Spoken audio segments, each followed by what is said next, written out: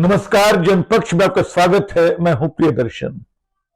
दोस्तों, मैंने कहा था कि मैं नाटकों पे फिर लौटूंगा। मैंने अंधा युग की बात की, आषाढ़ का एक दिन की बात की। आज मैं एक और नाटक लेकर आया हूं। यह नाटक है मोहन राकेश का ही, आधे अधूरे। ये नाटक लेने का एक खास उद्देश्य ये बताना भी है कि मोहन राकेश कितने बड़े नाटककार हैं। दो बिल्कुल भिन्न प्रकृति के नाटक उनकी कलम से निकलते हैं। अलग अलग कालखंड के अलग अलग विषयों पे अलग अलग संवादों के साथ, बिल्कुल एक दूसरे से अलहदा, लेकिन दोनों बहुत कसे हुए, बहुत सारे प्रश्न उठाने वाले नाटक। आषाढ़ का एक दिन कालिदास की कथा है। जीवन और लेखन, प्रेरणा और सत्ता के द्वंद्व के बीच उसकी वापसी की नाकाम कोशिश की कहानी है। जबकि आषाढ़ का एक दिन, जबकि आधे अधूरे जो आधुनिकता के समय में परिवारों का विघटन है, जो व्यक्तियों की टूटन है, उसका बहुत तीखा कसा हुआ, बिल्कुल झकझोर देने वाला मार्मिक दस्तावेज है। इस नाटक में एक स्त्री केंद्र में है सावित्री, जो नौकरी पेशा है। उसका पति महेंद्र नाथ है। कभी उसने किसी कारोबार की कोशिश की थी अपने दोस्त के साथ, लेकिन वो नाकाम रहा। उसके बाद घर पे पड़ा रहता है। पत्नी से उसके संबंध जो हैं, वो दाम्पत्य में एक दौर के बाद जिस तरह का चिड़चिड़ापन आ जाता है, वो यहाँ दिखाई पड़ता है, लेकिन उससे कुछ ज्यादा है। दो लड़कियां हैं। एक बड़ी बेटी जो ससुराल जा चुकी है शादी करके, लेकिन वो लौटती है, उसके अपने असंतोष हैं। और एक छोटी बेटी जो पढ़ती तो स्कूल में है, लेकिन अपने ढंग से बड़ी जिद्दी, दुराग्रही और कई ऐसे ख्यालों में डूबी हुई जो किशोर उम्र की लड़कियों को आ सकते हैं। और एक बेरोजगार बेटा है। साथ में कई और किरदार हैं जो सावित्री के जीवन में आते जाते हैं। उसका बॉस है, उसका मित्र है। तो ये सब लोग जो हैं वो इस नाटक को मिलकर रचते हैं। और नाटक का अकेलापन, हर किरदार का अकेलापन, वो बिल्कुल इस तरह मोहन राकेश ने बुना है कि आप उसके भीतर विचार करते रह जाते हैं। जैसे नाटक के शुरू में जो महेंद्र नाथ है, वो अपना परिचय दे रहा है। देखिए, उससे भी कई सूत्र मिलते हैं। मैं वास्तव में कौन हूं, ये एक ऐसा सवाल है जिसका सामना करना इधर आकर मैंने छोड़ दिया है। जो मैं इस मंच पर हूं, वह यहां से बाहर नहीं हूं। और जो बाहर हूं, खैर, इसमें आपकी क्या दिलचस्पी हो सकती है कि मैं यहां से बाहर क्या हूं। शायद अपने बारे में इतना कह देना ही काफी है कि सड़क के फुटपाथ पर चलते अचानक जिस आदमी से आप टकरा जाते हैं, वो आदमी मैं हूं। आप सिर्फ घूर कर मुझे देख लेते हैं।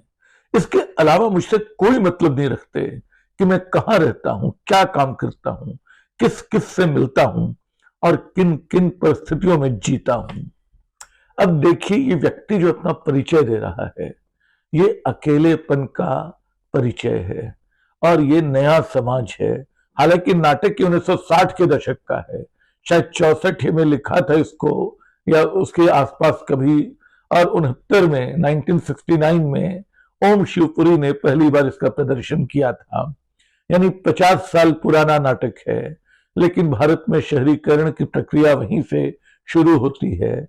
महानगर और उसके एकांत वहीं से बनने लगते हैं। और आधे अधूरे किरदारों का संसार भी वहीं से पैदा होता है। उसके पहले जो ग्राम समाज था, जो छोटे मोहल्लों और कस्बों का समाज था, उसमें सब एक दूसरे को जानते थे, एक दूसरे से मतलब रखते थे। लेकिन इस महानगर में हर आदमी एक टापू है, हर आदमी एक अकेला है। और उसकी उलझने तरह तरह की हैं। कई बार इसको पढ़ते हुए मुझे अस्तित्ववादी चिंतन का भी ख्याल आया। मुझे जयां पाल सार्त्र का वो कथन याद आया कि हेल इज अदर पीपुल, कि हर दूसरा आदमी नरक है किसी और के लिए। ये आधुनिकता का रचा हुआ नरक है। और जो बेटी सावित्री की शिकायत है कि उसका पति कुछ नहीं करता है, उसका बेटा कुछ नहीं करता है, जिस बॉस को अपने घर लाती है वो, उस बॉस की दिलचस्पी, इसकी दिलचस्पी कि बेटी की नौकरी लगा दे, या इसका बहाना भी हो सकता है, लेकिन बॉस की दिलचस्पी बेटे की नौकरी लगाने में कम, सावित्री में ज्यादा है। सावित्री के मित्र भी रहे हैं पुराने, जिनसे वो उम्मीद करते किसी संकट में उसका साथ देंगे, लेकिन वो देते नहीं हैं, वो चुपचाप निकल जाते हैं। और महेंद्र नाथ का जो मित्र है वो सावित्री पे ही दोषारोपण करता है कि इन सारी स्थितियों के लिए महेंद्र नाथ कितना खुश रहता था अपने जीवन में। शादी के बाद उसने एक अलग ढंग की मुर्दनी ओढ़ ली, एक अलग ढंग की चुप्पी ओढ़ ली, जिसके जिम्मेदार तुम खुद हो। तो ये सारी स्थितियां हैं। और मैं जिस नरक की बात कर रहा था, बड़ी लड़की लौटी है घर, और वो बात करती है कि क्या बताऊं, अपने हस्बैंड के बारे में बोल रही है। वो जितने विश्वास के साथ कुछ कहता है, मुझे उससे लगता है कि अजब से चिढ़ होने लगती है। वो कहता है कि कई कई दिनों तक वो लड़की कह रही है कि सोचती हूं इन्हें जाकर कटाऊं, उसे मेरे बाल अच्छे लगते हैं, लंबे बाल, इसलिए सोचती हूं इन्हें जाकर कटाऊं। वो मेरे नौकरी करने के हक में नहीं है, इसलिए चाहती हूं कहीं भी कोई भी छोटी नौकरी मैं कर लूं, कुछ भी ऐसी बात जिससे वह अंदर तक तिलमिला उठे। और उसके पहले वो बोल रही है, ऐसा भी होता है क्या मां कि दो आदमी जितना ज्यादा साथ रहें, एक हवा में सांस लें, उतना ही ज्यादा अपने को एक दूसरे से अजनबी महसूस करें। तो ये जो एक दूसरे के साथ रहते हुए अजनबी महसूस करने की बात है, आगे उसको लिखती है वो, कहती है वो कि कौन सी अड़चन ऐसी होती है जीवन में जो पता जिसका नहीं चलता है। उसके हाथ में छलक गई चाय की प्याली, या उसके दफ्तर से लौटने में आधे घंटे की देर, ये छोटी छोटी बातें अड़चन नहीं होती, मगर अड़चन बन जाती हैं। एक गुबार सा है जो हर वक्त मेरे अंदर भरा रहता है, और मैं इंतजार में रहती हूं कि कैसे कब कोई बहाना मिले जिससे मैं उसे बाहर निकाल लूं। ये लड़की बताती है कि उसका हस्बैंड दोष देता है कि तुम्हारे घर का दोष है। और वो पूछती है कि मां क्या इस घर में ही कोई कमी है। मैं आती हूं कि एक बार फिर खोजने की कोशिश करती हूं, कर देखूं कि क्या चीज है इस घर में जिसे लेकर बार बार मुझे हीन किया जाता है। तुम बता सकती हो मामा, वह क्या चीज है, क्या चीज है वह, और कहां है वह? इस घर के खिड़की दरवाजों में, छत में, दीवारों में, तुम में, डैडी में, किन्नी में, अशोक में, कहां छिपी है वह मनहूस चीज जो वो कहता है कि मैं इस घर में अपने अंदर से अपने अंदर लेके गई हूं? बताओ मामा, क्या है वह चीज? ये एक नई लड़की की तकलीफ है, जो एक नौकरी पेशा मां की बेटी है। शायद उसने अपने लिए आजादी का विकल्प चुना था, जिसकी सजा उसको भुगतनी पड़ रही है। तो ये जो अपनी अपनी यंत्रणाओं में घूमते आधे अधूरे किरदार हैं, हालांकि मोहन राकेश जहां नाटक खत्म करते हैं, ये आपस में उलझते, लगभग घर छोड़ देने को तय कर चुकी सावित्री और सब एक संकट में, जब महेंद्र नाथ की तबीयत खराब होती है, आपस में जुड़ जाते हैं।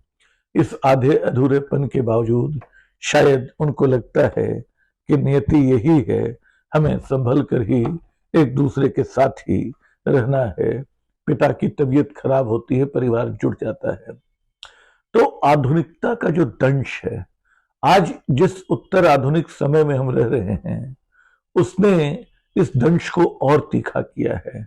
बल्कि अब तो बच्चों के हाथ में जो मोबाइल है, उसने इतने संवाद की सुविधा भी खत्म कर दी है।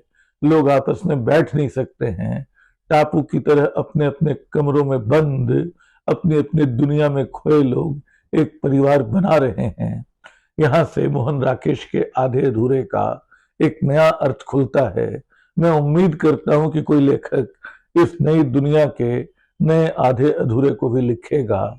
दोस्तों, किसी और नाटक पे किसी अगले दिन हम करेंगे बात। शुक्रिया।